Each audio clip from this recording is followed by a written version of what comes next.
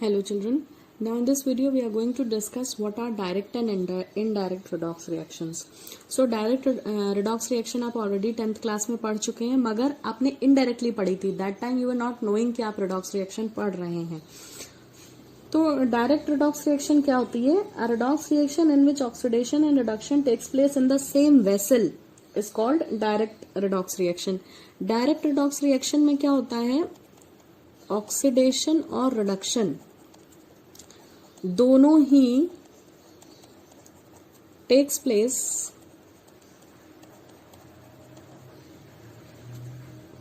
इन same container, same vessel में होते हैं.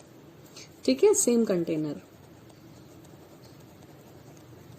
लेकिन इनडायरेक्ट रिडॉक्स रिएक्शन में ऑक्सीडेशन और reduction, oxidation and reduction, oxidation and reduction takes place in different container, अलग अलग कंटेनर्स में होती हैं.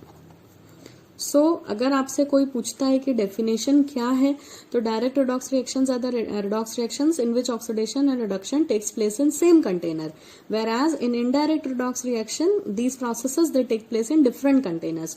और जहां डिफरेंट कंटेनर आया वहीं पर एक नया कॉन्सेप्ट निकल के आएगा जिसे हम पढ़ेंगे इसी वीडियो में बहुत डिटेल में, and it is called as electrochemical cell. Right now right now our focus is to talk about direct redox reactions. So direct redox reactions हमने कहाँ पढ़ी थी? हमने direct redox reactions को displacement reactions के terms में पढ़ा हुआ है. और direct redox reactions में actually जो इलेक्ट्रॉन का ट्रांसफर होता है, या आप ऐसा कह सकते हैं कि इन दीज रिएक्शंस जो ट्रांसफरेंस है इलेक्ट्रॉन्स का from reducing agent to oxidising agent occurs to a very short distance, बहुत कम डिस्टेंस तक ये काम करता है. Generally within the molecular diameters, बहुत ही कम डिस्टेंस में. जैसे मैं आपको एक एग्जांपल दूं कि आपने कहाँ ये पढ़ा है, तो आपने डिस्प्लेसमेंट रिएक्शंस पढ़ी हैं. देखें डिस्प्लेसमेंट रिएक्शंस में डायरेक्ट रिएक्शंस आपने कैसे पढ़ी थी. आई होप आपको याद होगा. आपने पढ़ा है कि एक सपोजिंगली इस बीकर में ये कॉपर सल्फेट सोल्यूशन है जिसका कलर ब्लू होता है. ये एक्सपेरिमेंट हमने 9th में भी पढ़ा है, 10th में भी पढ़ा है. कॉपर सल्फेट सोल्यूशन में एक आयरन नेल डाल दें या एक जिंक रॉड डाल दें. आयरन नेल वाला एक्सपेरिमेंट तो बहुत ही कॉमन था, सबने पढ़ा हुआ है. मगर हम एक जिंक रॉड अगर ले लें सपोजिंगली, तो हमने ये डिस्प्लेसमेंट रिएक्शन पढ़ी है, हमें बहुत अच्छे से याद है कि इसमें क्या होता था. जिंक जो है वो कॉपर को डिस्प्लेस कर सकता है क्योंकि वो कॉपर से ज्यादा रिएक्टिव है, वो इलेक्ट्रोनेगेटिविटी सीरीज में कॉपर के ऊपर आता है. ठीक है, तो इसीलिए क्या होता था, थोड़ी देर बाद आफ्टर सम टाइम, खूब पढ़ा था आयरन नेल रखने पर भी यही होता था कि कॉपर सल्फेट का जो ब्लू कलर था वो फेड हो जाता था.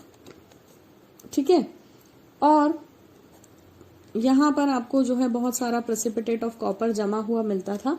और जो रॉड आपने डाली होती थी इसमें, या अगर आयरन नेल डाली होती थी, तो वो नीचे से जो है वो उसका कॉन्सेंट्रेशन, उसकी क्वांटिटी भी कम हो चुकी हुई रहती थी. तो यहाँ पर तो ये जिंक रॉड हमने ली एग्जाम्पल के लिए. तो यूजुअली ये जो एक्सपेरिमेंट आपने पढ़ा है कि कुछ समय बाद कॉपर सल्फेट का कलर जो है वो फेड हो जाता है, तो ऐसा क्यों हुआ? क्योंकि जिंक रॉड जो है it starts dissolving and loses its mass gradually. Zinc का रॉड का भी मास कम हुआ है क्योंकि वो इलेक्ट्रॉन्स लूज कर रहा है, ऑक्सीडाइज हो रहा है. और blue colour copper sulphate solution का फेड हो जाएगा. यहाँ पे आपको फेडेड कॉपर सल्फेट दिखाई देगा थोड़े समय बाद.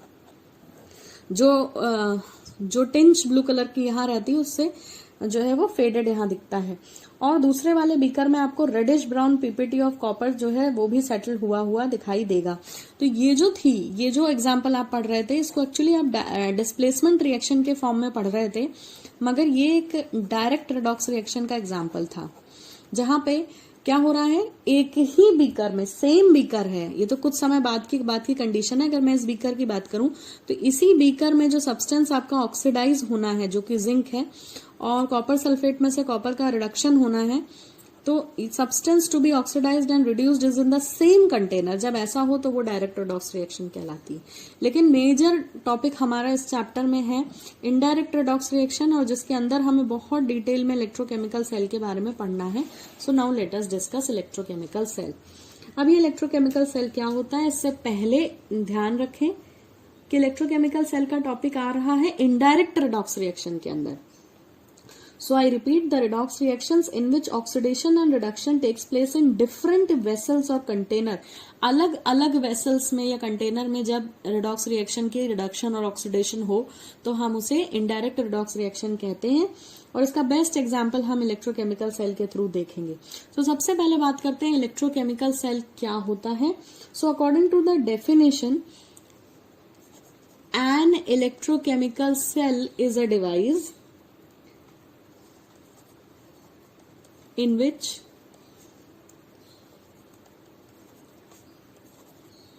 chemical energy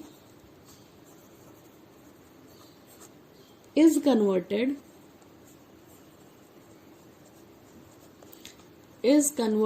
into electrical energy.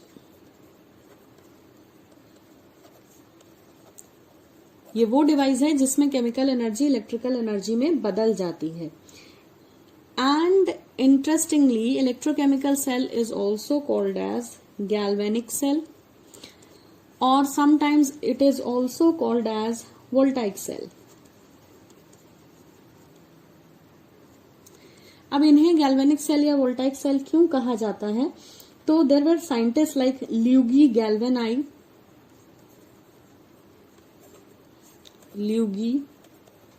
Galvani and Alexandro Volta.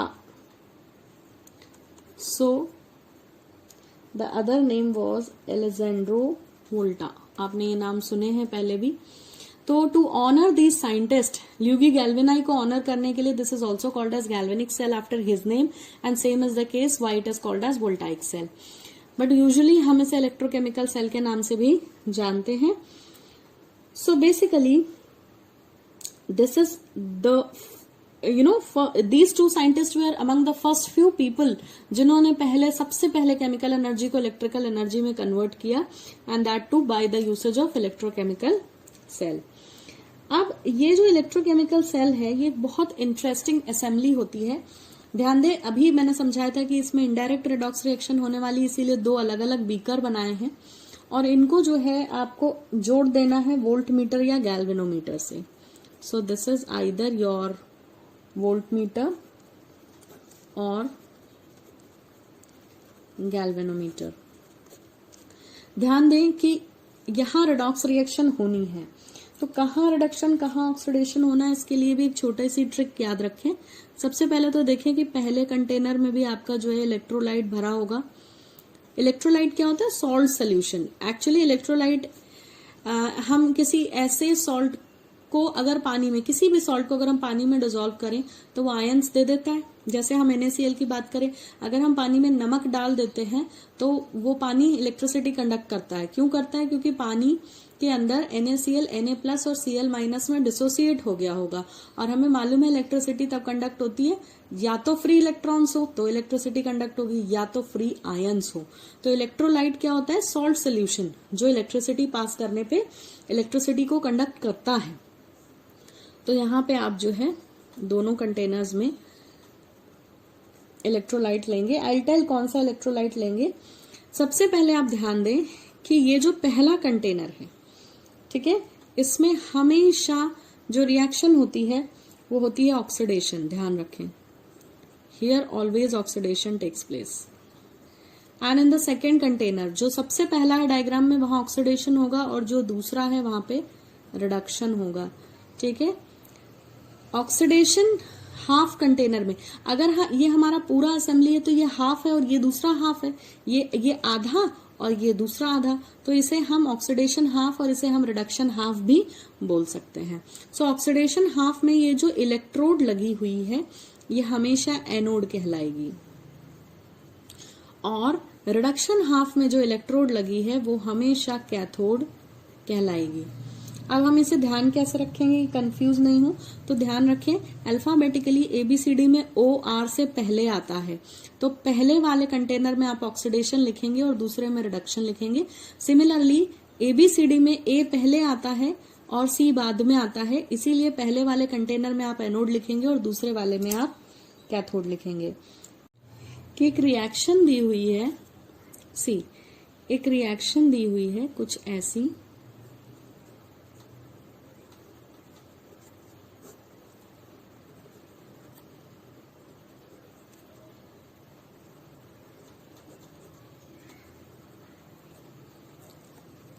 And will have to identify oxidation हुआ है या रिडक्शन हुआ है। तो हमें दिख रहा है कि जिंक 0 से +2 ऑक्सीडेशन स्टेट जा रहा है, यानी जिंक का ऑक्सीडेशन हुआ होगा। ठीक है, 0 से +2 जा रहा है। मान लें किसी ने हमें एक रिएक्शन दी और हमें इलेक्ट्रोकेमिकल सेल बनाने को बोला है, तो बिल्कुल एक रिएक्शन से आप पूरा सेल बना सकते हैं, अगर आपको ये बेसिक आइडिया हो।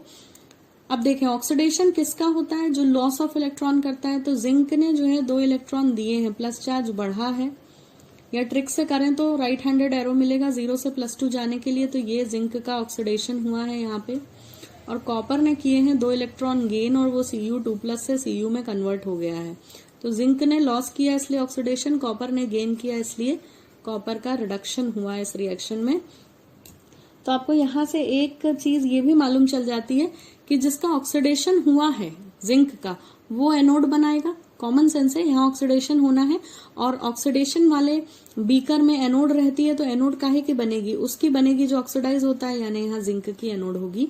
और जो रिड्यूस होता है वो कैथोड बनाता है, तो रिड्यूस कौन हो रहा है, कॉपर, तो कैथोड किसकी बनेगी, कॉपर की। तो एक रिएक्शन मात्र से हमें ये सब भी पता चल जाएगा कि एनोड किसकी बनेगी और कैथोड किसकी बनेगी, कौन ऑक्सीडाइज होगा, कौन रिड्यूस होगा।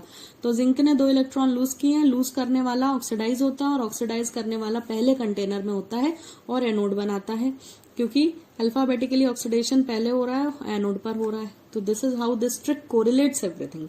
ये बहुत आसान हो जाता है ऐसे करने से। तो जिंक की एनोड बनेगी और कॉपर की कैथोड। अब जिसकी एनोड बनेगी उसका करस्पॉन्डिंग सॉल्ट लेकर यहाँ पर आप इलेक्ट्रोलाइट बनाएंगे। तो जिंक है तो जिंक के करस्पॉन्डिंग ZnSO4 सोल्यूशन का आप क्या बनाएंगे, 1 मोलर इलेक्ट्रोलाइट लेकर यहाँ भरेंगे। और यहाँ कॉपर है तो कॉपर का सॉल्ट ले लेंगे, कॉपर सल्फेट 1 मोलर, और दूसरे कंटेनर का भी आपका इलेक्ट्रोलाइट यहाँ कवर हो गया है। अब अगर आप ध्यान दें तो इन दोनों कंटेनर को जोड़ने के लिए मैंने यहाँ पे एक यू शेप का कुछ बना रखा है। ये एक बहुत इंपॉर्टेंट चीज है, डायग्राम का बहुत इंपॉर्टेंट हिस्सा है, and this part is called as salt bridge. ये कहलाता है सॉल्ट ब्रिज। इसका फंक्शन क्या है, जैसे कि मैंने आपको बताया कि एक इनडायरेक्ट रिडॉक्स रिएक्शन है जहां पे ऑक्सीडेशन एक अलग कंटेनर में हो रहा है और रिडक्शन एक अलग कंटेनर में। तो इन दोनों कंटेनर को जोड़ेगा कौन, तो वो काम करता है सॉल्ट ब्रिज। इस वीडियो के आगे के हिस्से में मैं आपको सॉल्ट ब्रिज के फंक्शंस बहुत डिटेल में बता दूंगी और समझा दूंगी कि सॉल्ट ब्रिज का कंपोजिशन क्या है। बट फिलहाल आप इतना जान लें कि ऑक्सीडेशन हाफ और रिडक्शन हाफ, दोनों आधे आधे हाफ को जोड़ने के लिए सॉल्ट ब्रिज काम करता है। अब ये हमारा इलेक्ट्रोकेमिकल सेल बनकर तैयार है और हमने समझ लिया कि इस रिएक्शन का कौन सा हिस्सा कहाँ होने वाला है। फिर भी अभी कुछ चीजें बाकी हैं, ध्यान दें। ऑक्सीडेशन का मतलब मैंने आपको पढ़ाया था कि लॉस ऑफ इलेक्ट्रॉन, ऑक्सीडेशन में भी वो आता है, लॉस में भी वो आता है। This is how oxidation means loss of electron. यानी एनोड पे जिंक का ऑक्सीडेशन हुआ तो जिंक इलेक्ट्रॉन लूज करेगी और इलेक्ट्रॉन लूज होंगे, इसीलिए एनोड हमेशा यहाँ माइनस चार्ज होगी। एनोड पे क्या चार्ज होगा, माइनस। रिडक्शन का मतलब होता है इलेक्ट्रॉन का गेन होना, ठीक है, और यहाँ इलेक्ट्रॉन गेन होंगे इसीलिए कैथोड प्लस चार्ज होगी। ध्यान रखें, इलेक्ट्रोकेमिकल सेल एक अकेला ऐसा सेल है जिसमें एनोड नेगेटिव होती है और कैथोड पॉजिटिव होती है। बाकी आप कोई भी सेल पढ़ेंगे, कोई भी इस सेल के अलावा आप कोई भी सेल पढ़ेंगे, एनोड हमेशा पॉजिटिव और कैथोड हमेशा नेगेटिव होती है। ये बाय डिफॉल्ट है। लेकिन इलेक्ट्रोकेमिकल सेल में ये उल्टा होता है, इसका ध्यान रखें।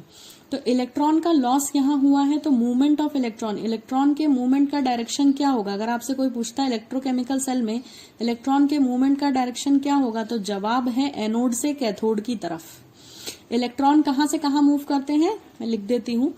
इलेक्ट्रोकेमिकल सेल के रिस्पेक्ट में मैं सारी चीजें बोल रही हूँ, जितना भी बोल रही हूँ। तो movement of electron is from anode to cathode. क्यों, क्योंकि एनोड पर जो है इलेक्ट्रॉन्स बने हैं तो ऑब्वियसली एनोड से कैथोड की तरफ मूव करेंगे। और हमें पता है इलेक्ट्रॉन का मूवमेंट जिस डायरेक्शन में हो, करंट उसका उल्टा फ्लो करता है।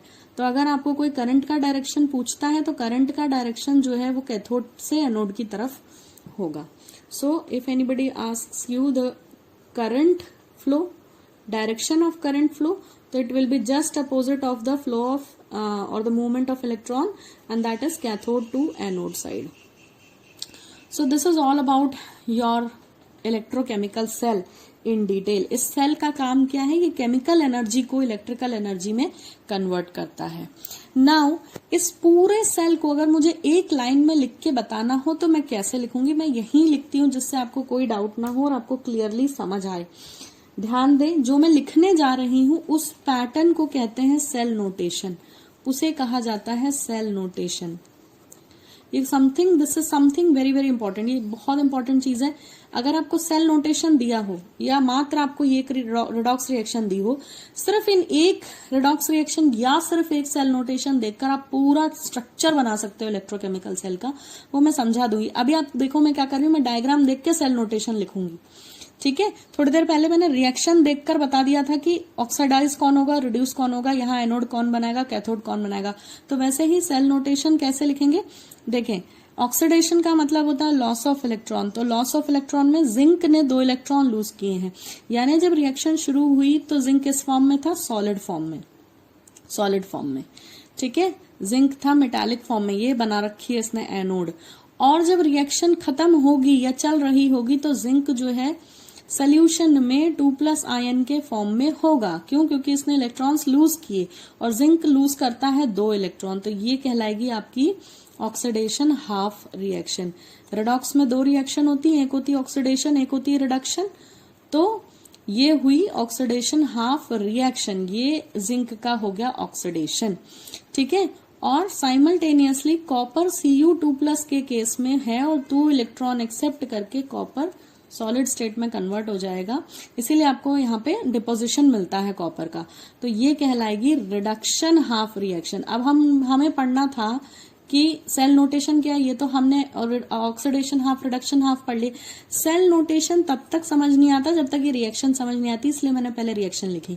अब आप देखिए सेल नोटेशन लिखते समय, सेल नोटेशन का मतलब है इस सेल को आपको एक लाइन में दिखाना है। कैसे दिखाएंगे, बहुत ईजी है।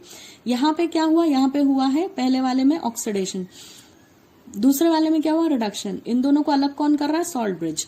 तो बीच में बना ले 2 स्लैंटिंग लाइन, इन 2 स्लैंटिंग लाइन का मतलब है सॉल्ट ब्रिज, ठीक। अब इसके लेफ्ट साइड, सॉल्ट ब्रिज के लेफ्ट साइड क्या है, ऑक्सीडेशन हाफ, राइट साइड क्या है, रिडक्शन हाफ। तो इन दोनों लाइन के इधर ऑक्सीडेशन हाफ लिखना है, यानी जिंक कन्वर्ट हो रहा है किसमें, Zn2+ में। और राइट साइड में क्या हो रहा है, रिडक्शन। तो राइट साइड में क्या हो रहा है, Cu2+ चेंज हो रहा है कॉपर में। ये जो तरीका है, ये जो मैंने अभी आपको लिख कर दिया, इसे ही कहते हैं क्या, सेल नोटेशन। अभी ये कंप्लीट नहीं, इसमें कुछ चीजें ऐड करनी है छोटी छोटी सी, but still this is more than enough to understand. ये सेल नोटेशन अपने आप में एक बहुत सफिशिएंट चीज है। अगर सिर्फ इतना दिया हो, ये पूरा सेल हम बना सकते हैं। क्यों बना सकते हैं, क्योंकि ये 2 लाइनें बता रही है, सॉल्ट ब्रिज है, ठीक है, बना दिया सॉल्ट ब्रिज। इसके इधर जो लिखा है वो ये क्या कह रहा है, जिंक का एनोड बनाओ, क्योंकि ये चीज कहाँ बनेगी, सॉल्ट ब्रिज के लेफ्ट में। लेफ्ट में कौन होता है, एनोड, यानी जिंक की एनोड बना लो। एनोड पे क्या होता है, ऑक्सीडेशन होता है। आ गया तुरंत सब समझ में कि जिंक ऑक्सीडाइज होगा, इसीलिए जिंक ऑक्सीडाइज होगा तो ये रिएक्शन होगी। और हमें पता है सॉल्ट ब्रिज के राइट साइड कौन होता है, कैथोड होती है। कैथोड पे क्या प्रोसेस होती है, रिडक्शन होता है। तो सेल नोटेशन देखकर आप ये पूरा ड्रॉ कर सकते हो, और ये पूरा देखकर आप सेल नोटेशन बहुत आसानी से और आराम से लिख सकते हो। So writing in this manner is called as cell notation. ये 2 स्लैंटिंग लाइन सॉल्ट ब्रिज बताती हैं, और ये एक स्लैश का मतलब होता है कि जिंक पहले सॉलिड स्टेट में था, यहाँ जोड़ लें, इसके पीछे जगह नहीं है, यहाँ सॉलिड। और ये आयन्स हमेशा एक्वस फॉर्म में होते हैं, जहां आयन दिखे AQ लिखें, जहां पे एलिमेंटल स्टेट दिखे सॉलिड लिखें। Cell notation is complete. Now comes a very important part of your electrochemical cell and that is your salt bridge. तो हमें सॉल्ट ब्रिज के बारे में पढ़ना है। पहले तो हम इसका जो है कॉम्पोजिशन देख लें कि सॉल्ट ब्रिज, नाम ही है सॉल्ट ब्रिज, यानी कि किसी ना किसी सॉल्ट से बना होगा तभी सॉल्ट ब्रिज बोल रहा है। सो सबसे पहले फंक्शन नहीं, इसका कंपोजिशन देख लेते हैं। सॉल्ट ब्रिज होता क्या है, तो सॉल्ट ब्रिज एक यूट शेप की ट्यूब होती है and it is filled with, इसमें क्या भरा होता है, इसमें भरा होता है aqueous solution of some electrolyte. किसी भी इलेक्ट्रोलाइट का aqueous solution ले सकते हैं। कुछ कॉमन इलेक्ट्रोलाइट्स हैं, जैसे आप KCl ले सकते हैं, KNO3 ले सकते हैं, या अमोनियम क्लोराइड ले सकते हैं। और ये जो है इलेक्ट्रोलाइट जो है, ये सॉल्ट जो है आपका, ये फ्यूज्ड होता है विथ जिलेटिन टाइप का एक सब्सटेंस होता है जिसको कहते हैं अगर एक जिलेटिनस जेली लाइक सब्सटेंस है जो प्लांट से मिलता है, तो इस अगर में जो है इसको मिक्स कर लेंगे और जो हमें कॉम्पोजिशन मिलेगा वो जो है actually semi solid paste like होगा। इस सेमी सॉलिड पेस्ट ऑफ अगर एंड इलेक्ट्रोलाइट को कहाँ भर देंगे, इस यू ट्यूब में, और इस यू ट्यूब को हम सॉल्ट ब्रिज का नाम देंगे। ठीक है, तो सॉल्ट ब्रिज का कॉम्पोजिशन हो गया। अब हम देखते हैं सॉल्ट ब्रिज का फंक्शन क्या है। सॉल्ट ब्रिज इस पूरे असेंबली में बहुत इंपॉर्टेंट 2 काम करती है। पहला तो है कि वो it allows the flow of current by completing the circuit, क्योंकि जो है दोनों ही इनडायरेक्ट रिडॉक्स रिएक्शन का एग्जांपल है, 2 अलग अलग वेसल है, तो जो है इनको जोड़ेगा कौन, तो इनको जोड़ता है सॉल्ट ब्रिज, इसीलिए हम लिख रहे हैं कि ये सर्किट कंप्लीट करता है सेल का। ठीक है, ये ज्वाइनिंग लिंक है, दोनों कंपार्टमेंट अलग अलग थे ना, ऑक्सीडेशन हाफ अलग, रिडक्शन हाफ अलग, उनको जोड़ा किसने, उनको जोड़ता है salt bridge, hence it completes the circuit. Then it maintains electrical neutrality. इसका क्या मतलब हुआ, सॉल्ट ब्रिज के थ्रू ना तो कंपार्टमेंट 1 यानी जो ऑक्सीडेशन कंपार्टमेंट है, ना तो इसकी कोई भी चीज इधर जाएगी इससे फ्लो होके, ना इसकी इधर आएगी, मींस ये पूरी की पूरी इलेक्ट्रिकल न्यूट्रलिटी को मेंटेन करता है, and hence it completes the circuit by joining the oxidation half and reduction half properly.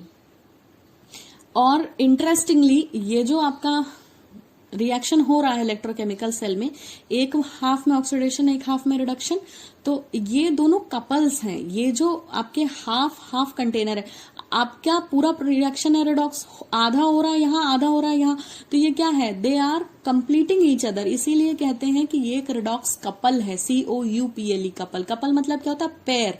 एक कपल में से अगर एक भी ना हो तो वो कपल नहीं कहलाएगा, इनकम्प्लीट है, दोनों एक दूसरे के बिना। सिमिलरली यहाँ पे अगर सिर्फ ये हो और ये ना हो तो प्रोसेस नहीं होगी, सिमिलरली ये हटा दें ये रखें तो भी प्रोसेस नहीं होगी, इसीलिए इसे हम रिडॉक्स कपल भी कहते हैं।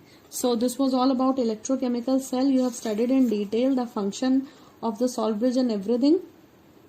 सो I hope this is clear. Thank you for watching.